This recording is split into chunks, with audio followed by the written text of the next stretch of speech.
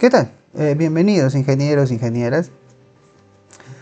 El día de hoy, bueno, traigo un pequeño aporte para todos ustedes sobre un tema muy específico, que es parte de todo el área de saneamiento, ¿ya? Saneamiento básico, dentro del saneamiento de la parte de tratamiento de aguas residuales y más específicamente todavía un tipo de sistema de tratamiento de aguas residuales específico. ¿Por qué traigo así algo tan específico? Pues porque siento de que por aquí deberíamos comenzar a entender un poquito sobre qué son los tratamientos, y creo que el modelo que les voy a dar hoy día trae todo esa complejidad y trae esa practicidad para poder entender un poco sobre cómo funcionan los sistemas de tratamientos. En general, en Latinoamérica, las aguas residuales son poco tratadas, y cuando lo son muchas veces son maltratadas, ¿no? En el sentido de que no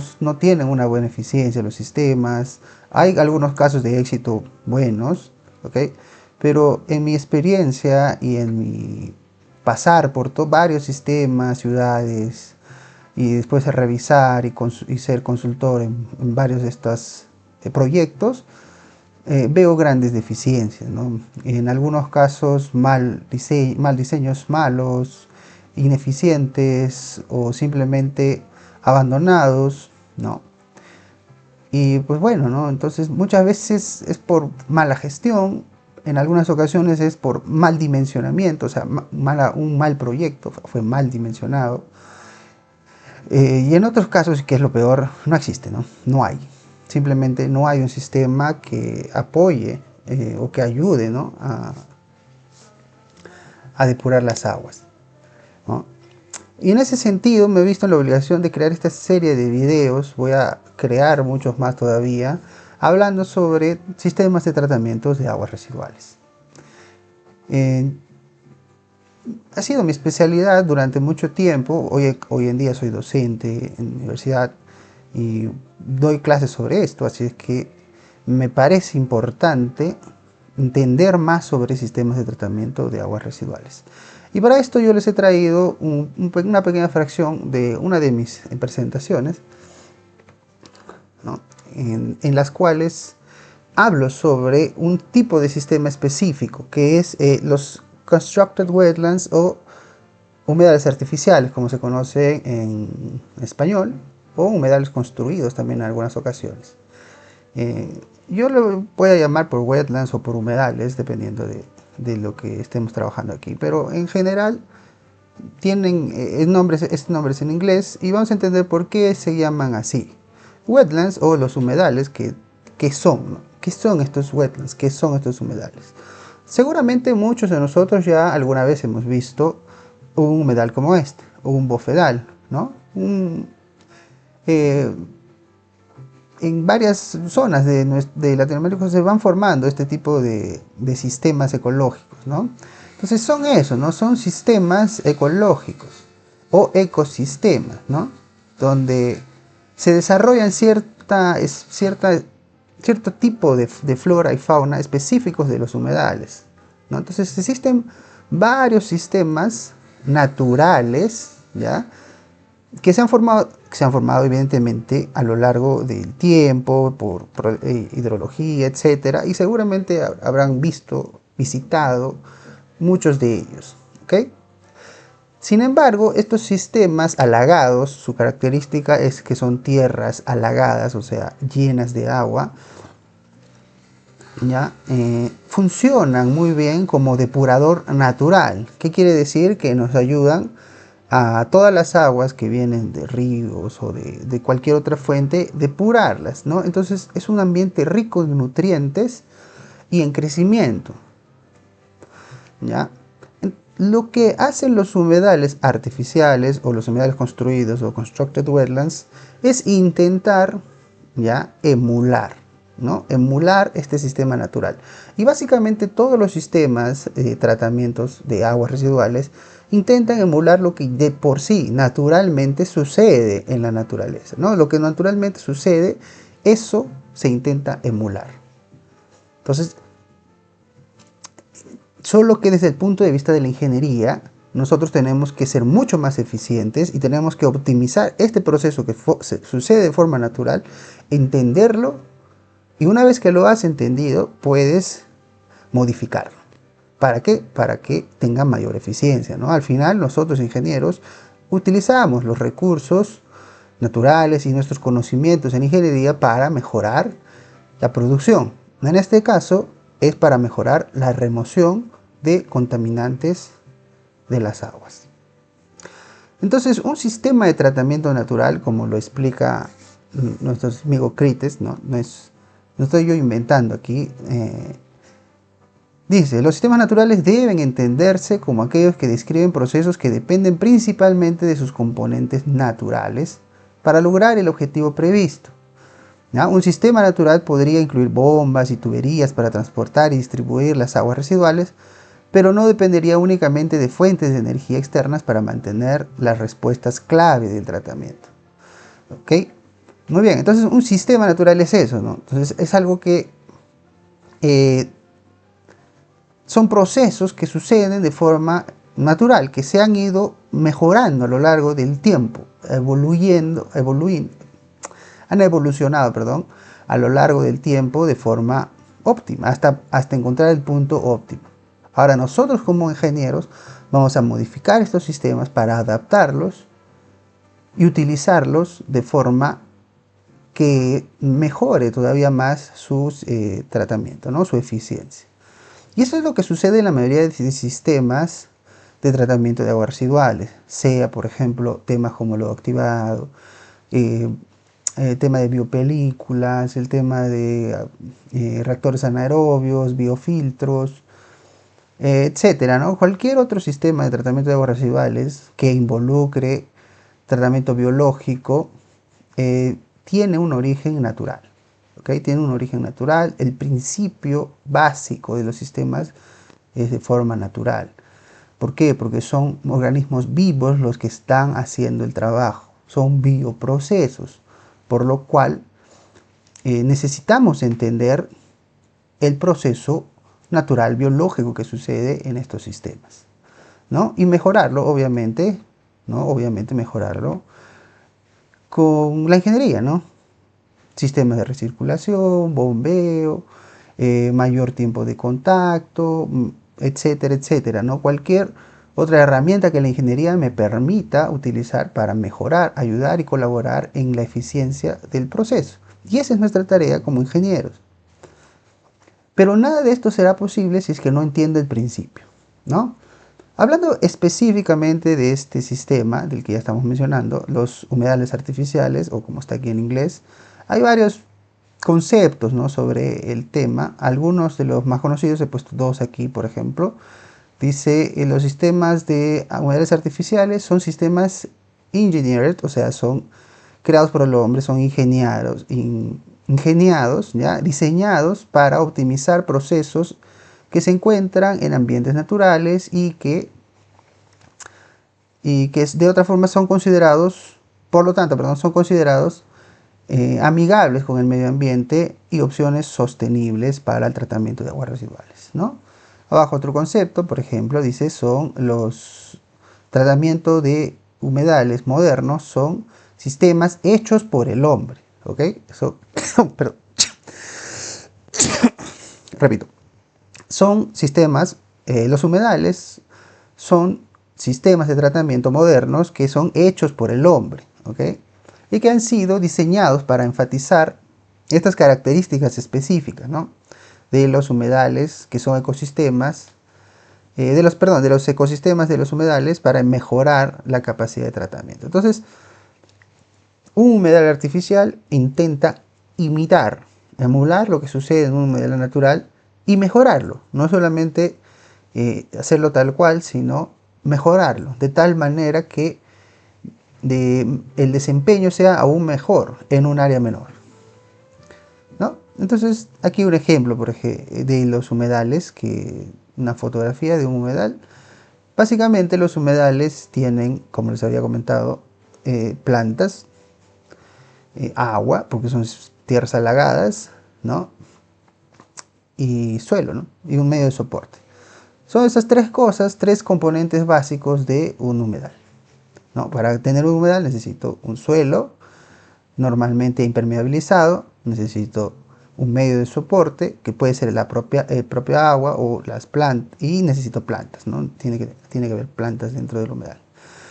Algunos estudios pasados, ¿no? Esto no es nuevo, no es reciente, ¿ya? Desde 1952 ya se empieza a estudiar los humedales, se determina como de los primeros estudios que fue la doctora Seidel del Instituto Max Planck, quien comenzó a experimentar con macrófitos para mejorar la calidad de agua, esto ya en 1953, ¿no? Donde se empieza, la publicación del 53, el estudio es del 52, empezó en el 52 y es donde por primera vez se ve estos sistemas naturales y se modifican tal que se intenta mejorar el sistema, ¿no?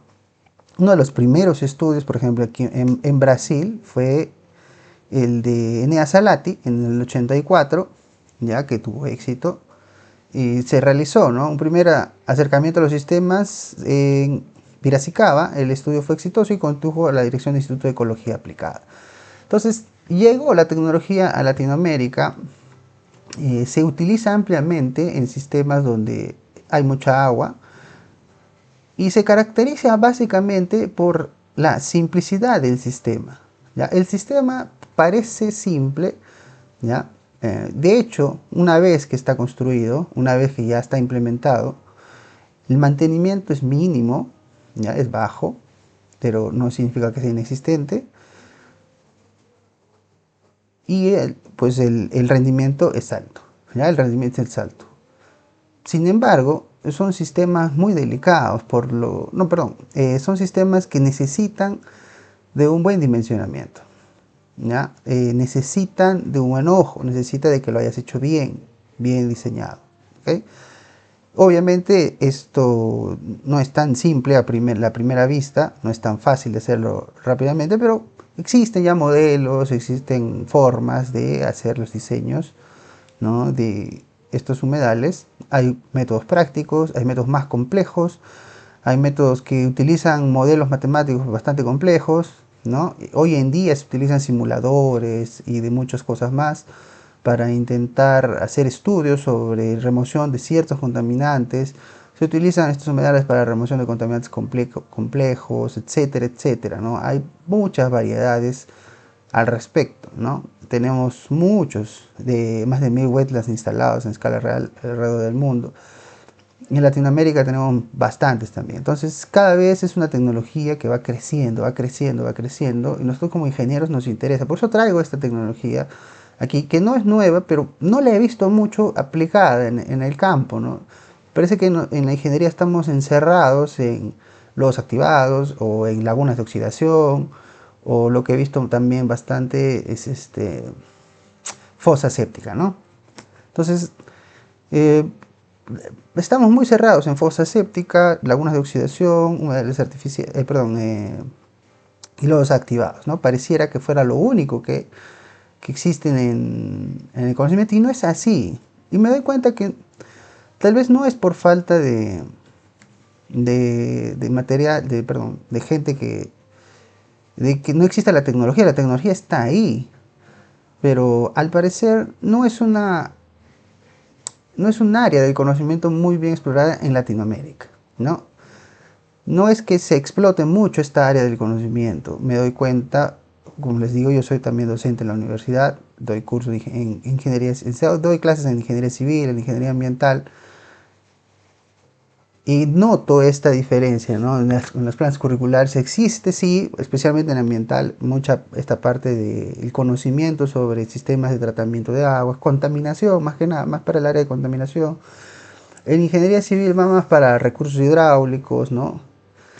A veces se ve a grosso modo, ¿no?, como que existen, ¿no? O sea, te mencionan que existen estos sistemas, te dicen cómo son, pero no llega a haber una especialidad sobre este tema, ¿no? No hay una línea así que jale para este tema.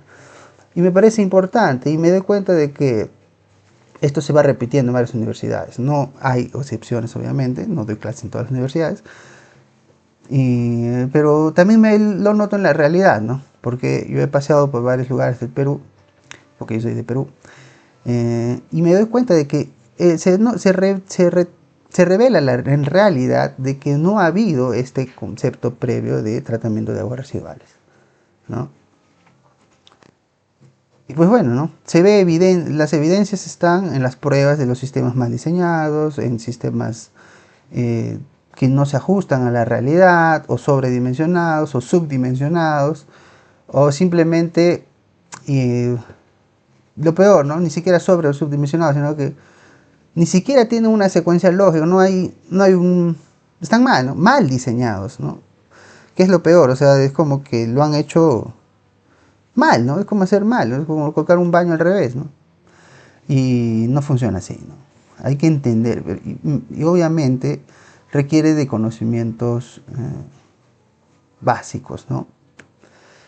Entonces, por ejemplo, el hombre dice siempre va a alcanzar la tecnología para su desarrollo, ¿no?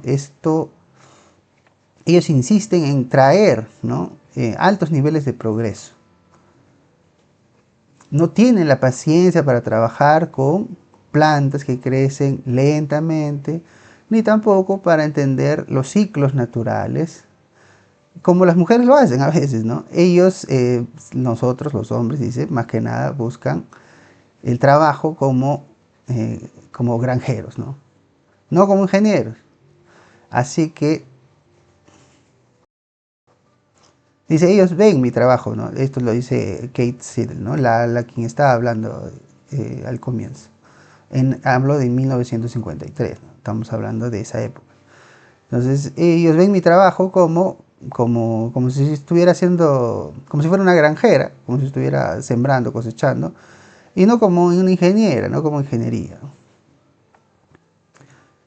Así es que ellos se dan media vuelta y regresan a sus máquinas. Estamos hablando en los años 50, ¿no? Donde el boom de la industria, en fin, la industrialización era un boom, ¿no? Donde el crecimiento económico era lo más importante, ¿no? Entonces, mientras más desarrolles industrialmente, mientras más recursos gastes y al mismo tiempo los puedas desarrollar, mejor. Entonces, un trabajo como humedales artificiales era pues visto de forma extraña, ¿no? ¿Qué estás haciendo, no? Estás sembrando plantas, para qué cultivas plantitas, ¿no? Entonces, no hay esa paciencia. Y bueno, estamos hablando de otras épocas también, así es que eso sucede, ¿no? Sucedió y espero que ya no siga sucediendo. Y hoy en día los humedales artificiales tienen gran éxito como sistemas naturales y principalmente sostenibles. ¿Por qué? Porque si están bien diseñados, no requieren gasto energético, eh, un mantenimiento mínimo, ¿no? Son sistemas muy robustos, que quiere decir que permiten varios niveles de contaminantes y van a tener buena eficiencia casi siempre. Y además no son caros de construir, ¿no? Dependiendo de cuánto cueste el área de terreno, ¿no? Una desventaja tal vez de los humedales artificiales es de que consumen mucha área, ¿no? Área de terreno, terreno libre, ¿no? En países que son pequeñitos como Japón, yo qué sé, muchos países de Europa, ¿ya? Esto puede ser un gran problema, ya que el metro cuadrado, diré, allá es bastante caro, ¿no? Sin embargo, y a pesar de eso, se utilizan estos sistemas allá también. Entonces, no llega a ser una limitante total, ¿no? Cuando la necesidad es mucho más grande, entonces la solución debe ser la mejor. Y por eso hablo específicamente de humedales artificiales y traigo este tema aquí para ustedes porque siento que es una de las mejores opciones que existe para nuestra realidad. Para nuestra realidad. Podría hablarles de humedales artificiales, perdón, podría hablarles de lodos activados, podría hablarles de sistemas anaerobios, que también son eficientes, pero requieren de una alta tecnología, requieren de alto conocimiento, pero si desean, hable en los comentarios y podemos conversar sobre eso. Si tienen alguna duda al respecto, sobre esta realidad, me avisan y podemos conversar, ¿no? Podemos ver y discutir al respecto. La idea es compartir y mejorar. ¿Ok? Entonces, Eh, los humedales artificiales se pueden dividir dependiendo del flujo. Pueden tener un flujo subsuperficial o un flujo superficial, ¿ya? ¿Cómo así? Cuando el flujo es superficial, significa que el agua pasa, tú ves, mejor dicho, la superficie libre del agua. Tiene una superficie libre del agua. ¿Qué quiere decir? Que ves una lámina de agua. Tú ves el agua como si fuera una lagunita, ¿ok? Y obviamente las plantas crecen, ¿no? en ese sistema. Y como vemos aquí, ingresa siempre por una zona de ingreso y tiene una zona de salida del agua, ¿no? Entonces, dentro de este sistema de flujo superficial existen varias, digamos, formas de realizar el sistema. Este de acá es un modelo típico, ¿ya? Un diseño típico de humedal de flujo superficial. Del mismo modo, existen sistemas de flujo subsuperficial que pueden ser un flujo horizontal, ¿ya? Quiere decir que el flujo del agua avanza a lo largo de la cama, a lo largo del humedal, de forma horizontal, ¿ya? Va avanzando como si fuera un flujo pistón, ¿ok? Y flujo vertical, que es lo contrario, que el agua avanza, o sea, se distribuye a través de toda la superficie del humedal y cae, ¿no? Por gravedad a través del medio de soporte hasta el fondo del humedal, y en el fondo del humedal es recolectado y transportado, ¿no? Ya tratado. Entonces tenemos estas variantes. El tipo de flujo que se realiza va a depender de tus necesidades, ¿no? Va a depender de tus necesidades. Cada tipo de flujo tiene sus propias características, ¿no? Un flujo superficial normalmente ya es para una depuración final, ¿no? De los residuos. A veces cuando aún carga muchos sólidos puede servir también para ir depositando algunos sedimentos, o por ejemplo al final de un tratamiento que sea subsuperficial o superficial, se utiliza ¿para qué? Porque a veces se va desprendiendo la biomasa que está en el medio de soporte de los otros, y pues se utiliza como una cama de sedimentación, ¿no? Como si fuera una laguna de oxidación, básicamente, ¿no? Solo que con plantas. Y pues es útil, ¿no? Porque hay microorganismos, inclusive en algunos casos, yo he visto eso, lo utilizan como alimento para peces, ¿no? Entonces en estos sistemas crecen peces inclusive. Vienen peces, aves, etcétera, ¿no? Ya en los otros, en el sistema horizontal y vertical, normalmente es para el tratamiento de aguas que tienen elevada carga orgánica. ¿Ya? Una carga orgánica elevada, quiere decir, tienen bastante contaminante, están cargaditos y avanzan a través de estos sistemas, que su principal fuente de remoción es la biopelícula que se forma entre el medio de soporte y las raíces del sistema. ¿Ok? Muy bien. Entonces, estos son los sistemas básicos. Cada uno tiene una forma de diseñar, cada uno tiene sus propios mecanismos. Existen diferentes mecanismos, vamos a ver algunos de ellos. Aquí, por ejemplo, algunas características para diseñar, ¿no? Uno de los criterios más importantes en el diseño de los humedales artificiales es el tiempo de retención o tiempo de retención hidráulica, ¿no? O sea, se refiere al cuánto demora el agua en pasar todo el humedal, ¿no? Que debe de ser algunos días, de hecho, debe demorar algunos días en pasar todo el humedal. No, es por eso que muchos humedales, cuando la carga es muy alta, entonces el área debe ser mucho más grande el humedal. Y ahí vamos viendo, ¿no? Como en algunos casos, como flujo superficial, subsuperficial y vertical, ¿no? Que tenemos diferentes niveles de tratamiento, secundario y hasta avanzado. No tiene restricciones climáticas, como les digo, esto funciona en Europa, donde hace mucho frío, en Canadá, hay sistemas en Estados Unidos.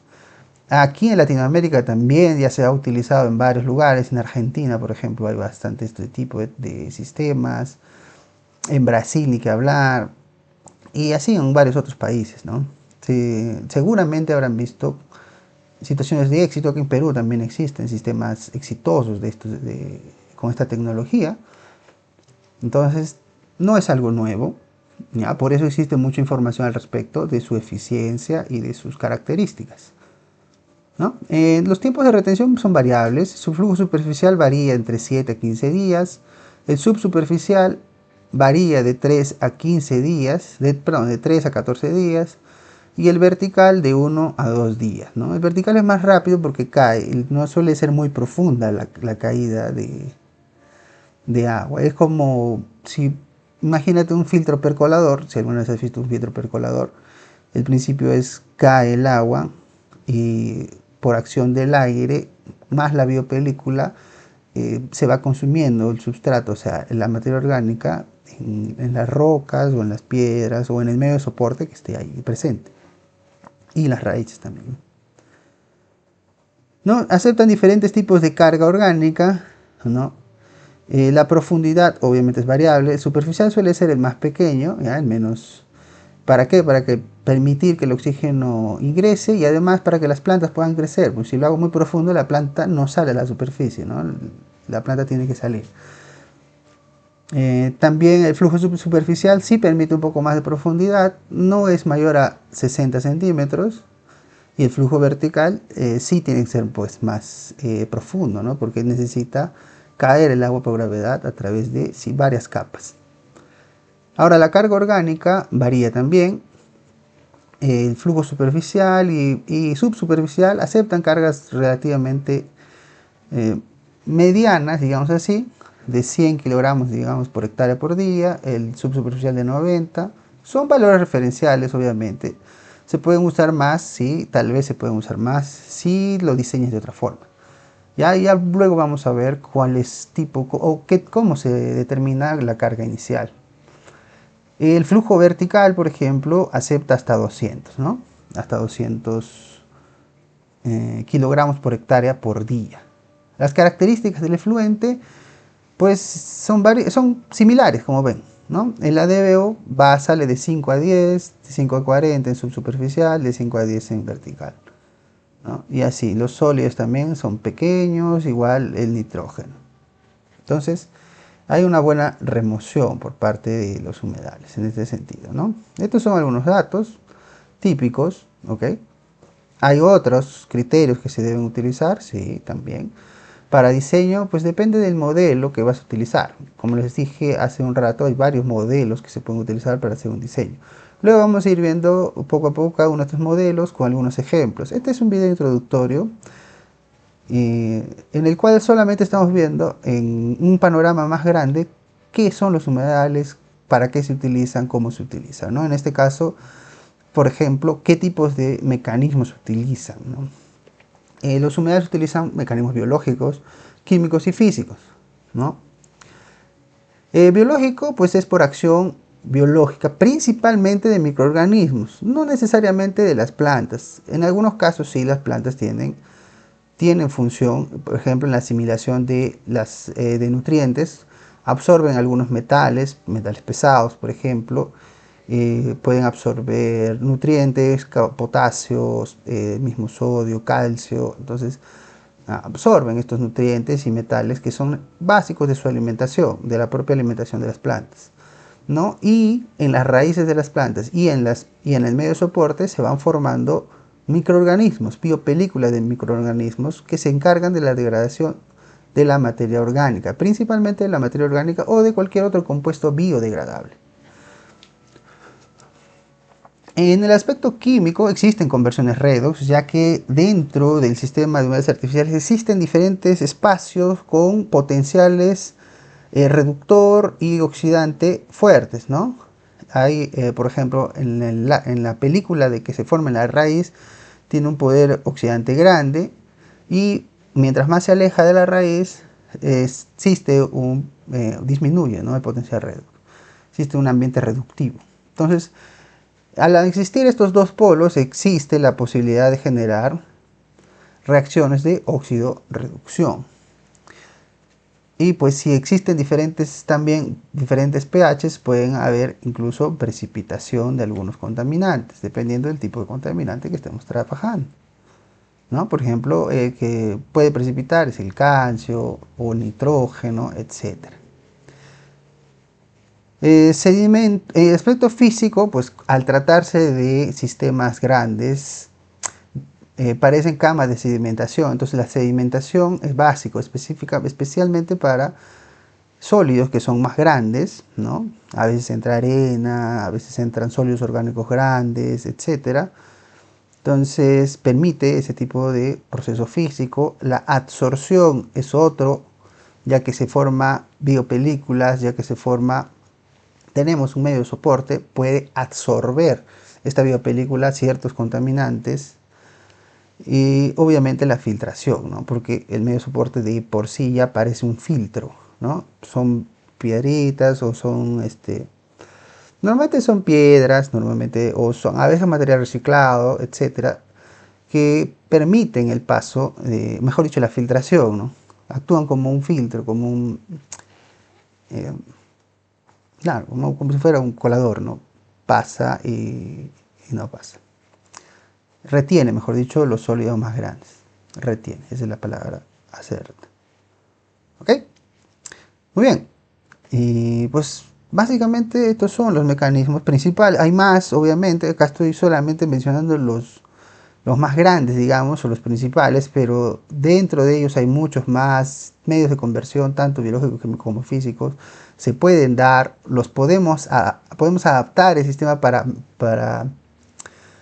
que alguno de estos específicamente sea más grande o sea mejor o mejorarlo, ¿ya? Dependiendo de qué, pues va a depender de qué quiero tratar, ¿no? Si estamos tratando aguas domésticas, que va a ser tal vez en la mayoría de los casos que es lo más abundante de hecho, ya es lo más abundante para tratar, pues estos son los principales mecanismos que se utilizan, ¿no? Pero digamos que estoy tratando o quiero tratar un agua industrial, que tiene, yo qué sé, metales pesados. Entonces debo estimular, por ejemplo, la absorción de estos metales a través de las plantas o a través de la adsorción, ¿no? Utiliza un medio de soporte que absorba, por ejemplo, podría poner, yo qué sé, dentro del medio de soporte una capa de carbón activado o una zona de carbón activado, etcétera, etcétera, etcétera, ¿no? Entonces, existen variantes a los mecanismos, ¿no? Podemos estimular uno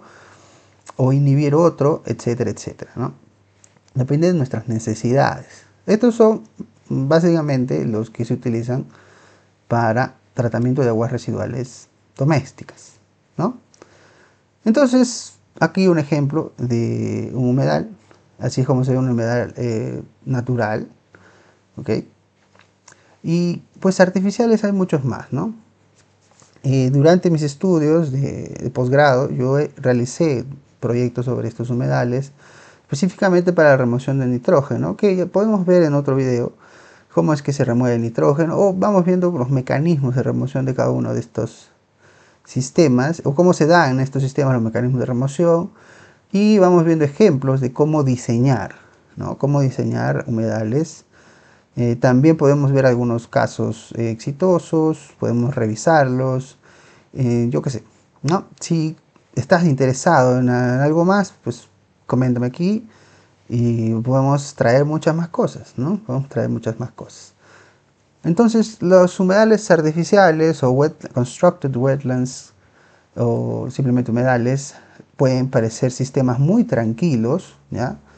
Pero los humedales son realmente complejos, ¿ya? Son sistemas complejos.